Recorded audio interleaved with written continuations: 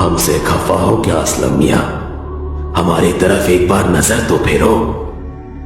यह आवाज मेरे दादा जान की थी, जिनका पहले ही इंतकाल हो चुका था, इसलिए मैंने पीछे मुड़ के नहीं देखा। किताब में लिखा था कि हमजाद फरेब करता है और अगर कोई उसके फरेब में फंस गया तो वो कभी भी हमजाद का मालिक नहीं बन पाएगा। इसलिए मैं चुपचाप अपने घर की ओर बढ़ गया।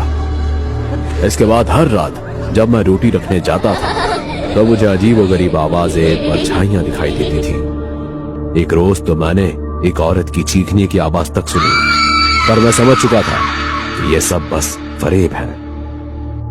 आज अमल का 20वां दिन था। मैं रोज की तरह चिराग को देखकर अमल कर रहा था। कमरे में बस इसी चिराग की रोशनी थी और अचानक मुझे जमीन पर मेरी परछाई के बगल में एक और परछाई दिखाई दी। यह परछाई हूबहू मेरी परछाई की तरह ही थी। हमारी तरफ नहीं देखोगे असलम? असलम देखो हमारी तरफ। वो बार बार मुझे अपनी ओर देखने को कह रहा था, पर मैं जानता था कि यह सब उस हमजाद का फरेब था। अगर मैं उसकी ओर देखता तो वो हमेशा के लिए आजाद हो जाता, जो मैं हरगिज नहीं चाहता था, क्योंकि मुझे अपनी जिंदगी बदलनी थी। उस रात पूरा समय वो मेरे बगल में था, मुझे बार बार डराने की कोशिश करता रहा।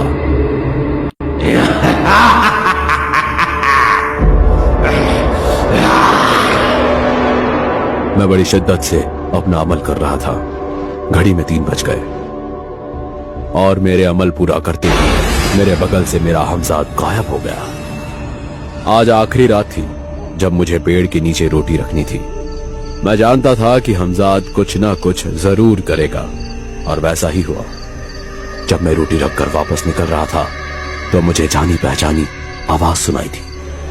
मैं तुम्हारा ही हमजाद हूँ, मुझे पाने के लिए तो ये अमल कर रहे हो। लो, मैं तुम्हारे सामने खड़ा हूँ, चाहो तो मुझे अपने साथ घर ले चलो। मैं हमजाद की बातों में आने ही वाला था, पर उस वक्त एक तेज हवा के झोंके के साथ उस हमजाद का तिलिस्म टूट गया और मुझे होश आ गया। मैं समझ गया कि यह हमजाद फिर से मेरे साथ फरेब कर रहा है और मैं बिना पीछे घूमे अपने घर लौट आया। उस पूरी रात मुझे ऐसा लगा जैसे मुझे कोई घूर रहा है, पर मेरे कमरे में कोई था ही नहीं सिवाय उस चिराग के। अगली रात आई और यह अमल की आखिरी रात थी। मैंने रोज की तरह अमल पढ़ना शुरू कर दिया। मेरे कमरे में ऐसा महसूस हो रहा था जैसे कोई तूफान आ रहा हो। अचानक तेज आंधी चलने लगी। कमरे का दरवाजा अपने आप पटक रहा था। मैंने फिर भी अमल से अपनी नजर नहीं उठाई।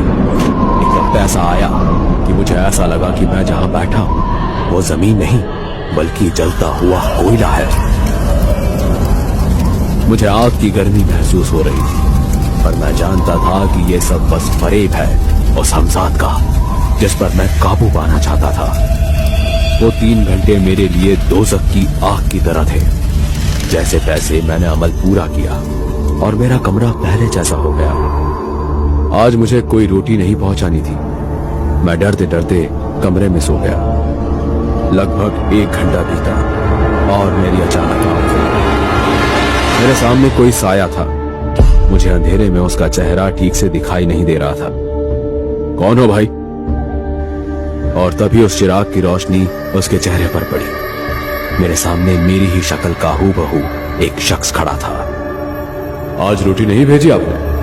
खैर, मुझसे डरो मत, मैं तुम्हारा जिस्म लतीफ हूं, जिसके लिए तुमने इतने दिन दुख झेले हैं। तुम्हें यह जानकर खुशी होगी कि तुम अपना अमल पूरा करने में कामयाब हो गए।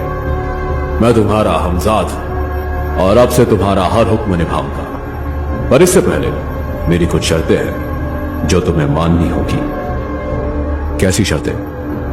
तुम मुझे कभी भी नापाकी की हालत में नहीं बुलाओगे।